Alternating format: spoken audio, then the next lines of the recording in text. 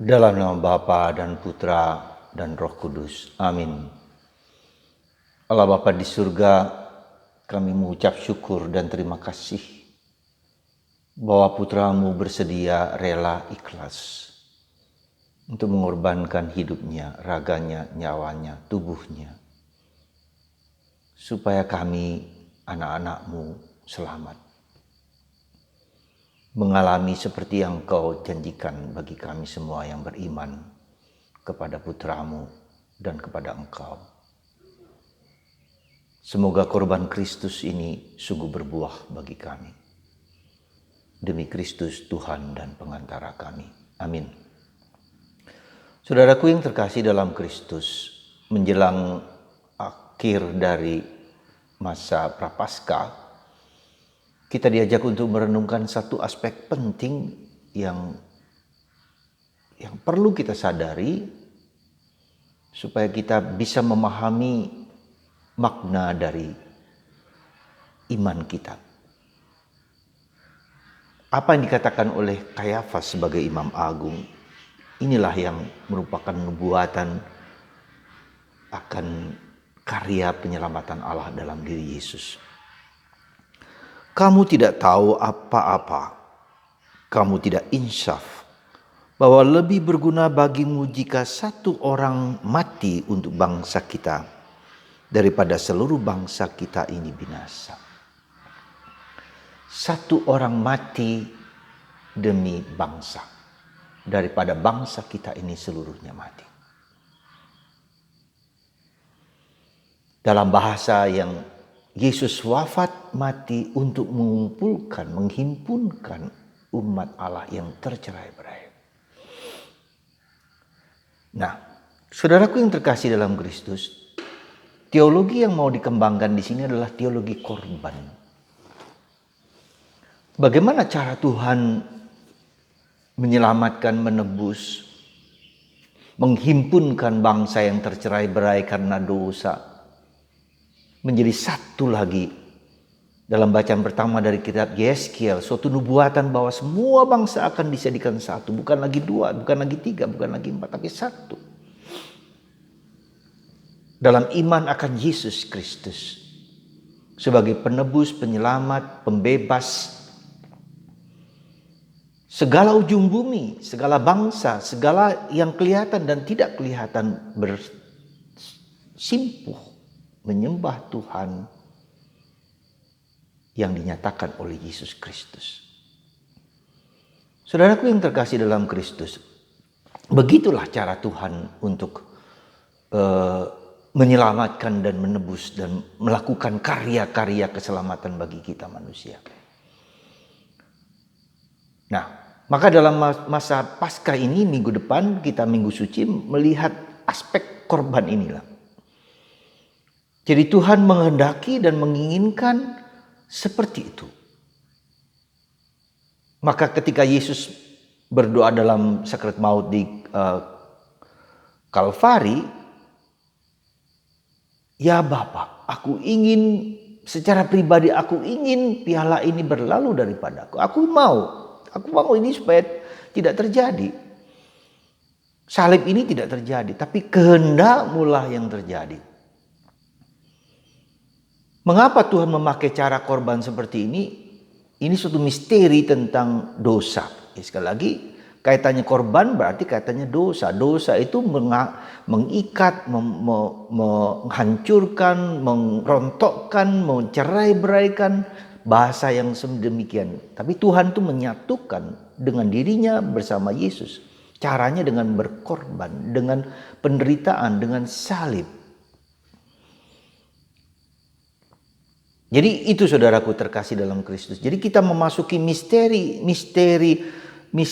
Paskah ini, misteri iman kita ini, yaitu dengan penderitaan, dengan kematian disalib, dengan dimakamkan dan dibangkitkan.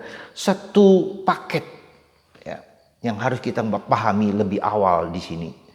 Besok kita merayakan Minggu Palem, masuknya dalam misteri dosa, misteri kehancuran manusia.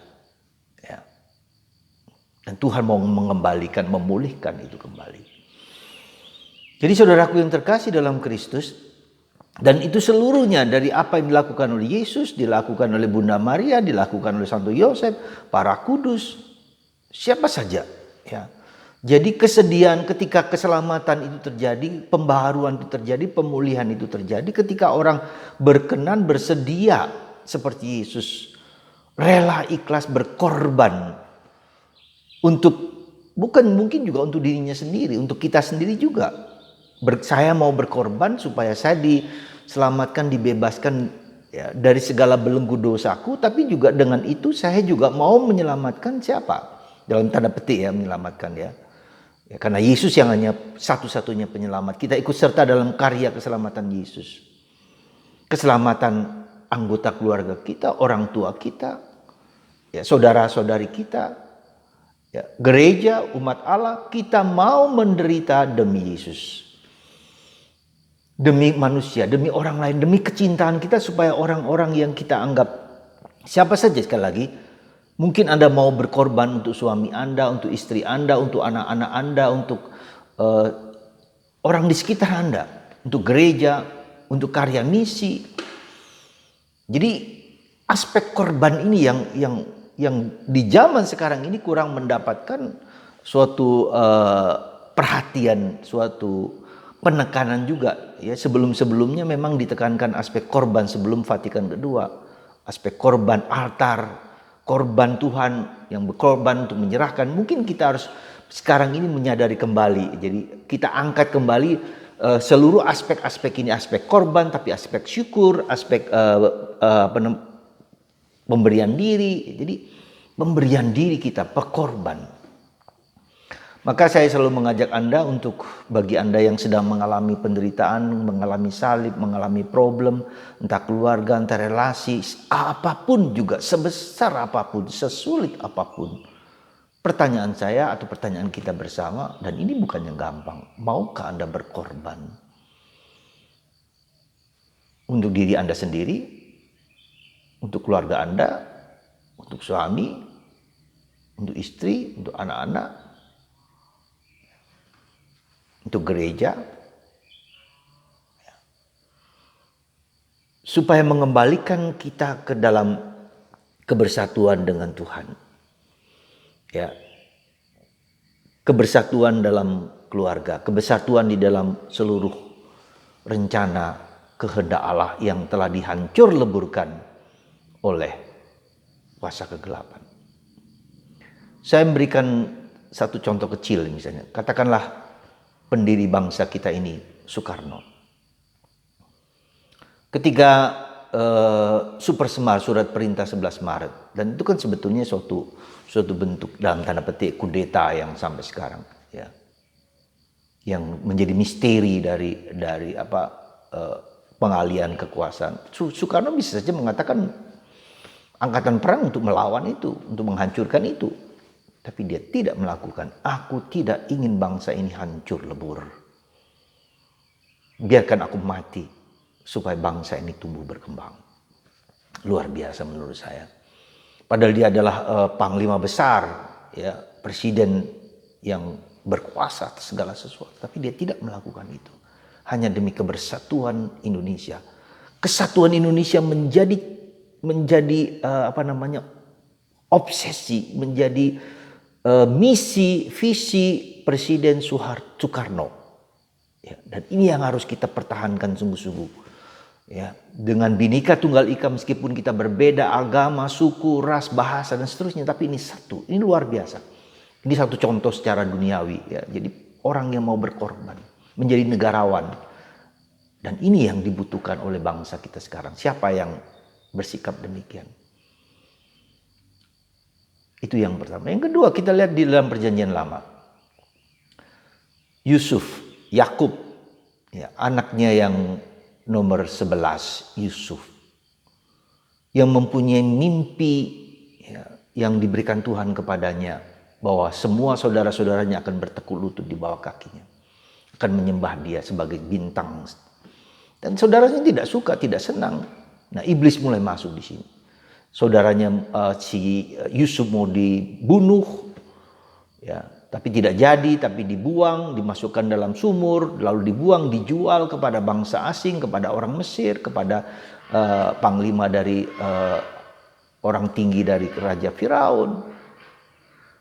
Hancur, mungkin mereka hancur, mungkin saling menuduh, saling lihat hati bapaknya Yakub yang menderita kepada anak kesayangannya ini. Tapi Tuhan membalikkan itu. Mengangkat Yusuf yang tadinya jatuh bangun dengan bergelimangan penderitaan dan salib dan segala macam, ya, diangkat menjadi panglima, menjadi perdana menteri yang berkuasa atas seluruh tanah Mesir.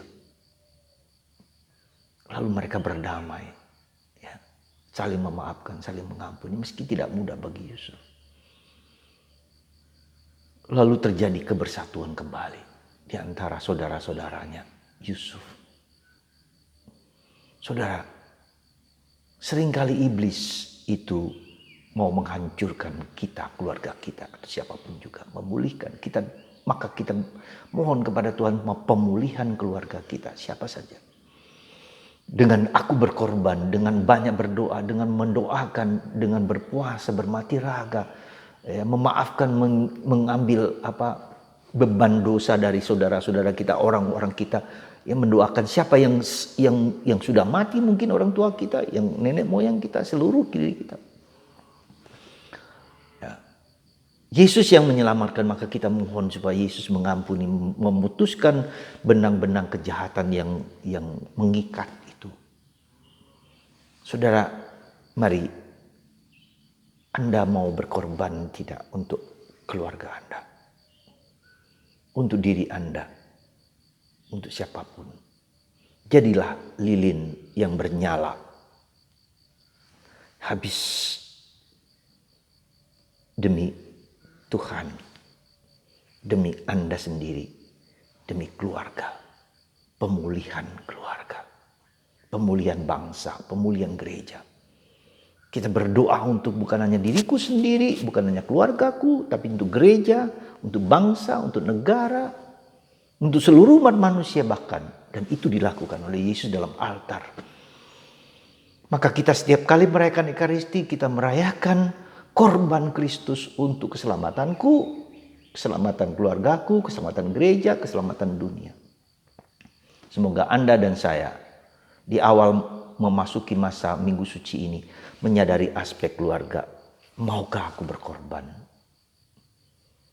Atau aku mau? Atau aku tidak mau? Anda sendiri.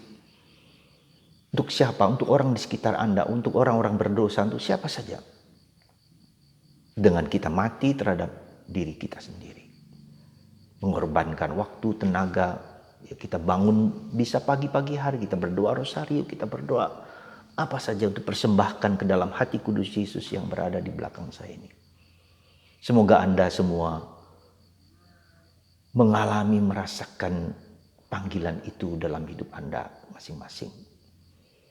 Mari kita berani berkorban sekecil apapun, bentuk apapun, demi keselamatan kebaikan manusia.